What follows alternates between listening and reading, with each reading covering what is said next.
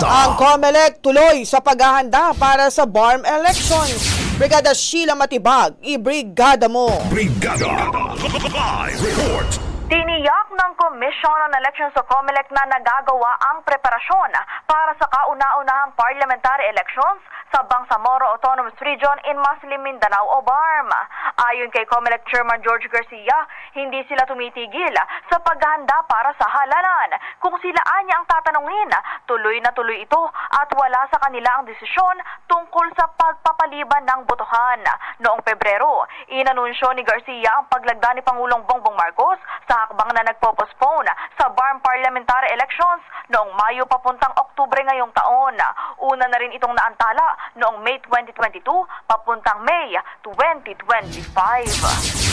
In the heart of changing lives, ako si Brigada Sheila Matibag ng 105.1 Brigada News FM Manila, The Music and News Authority. Ang bahaging ito ay hatid sa atin ng Fast Relax. Tanggal ang sakit, ora mismo.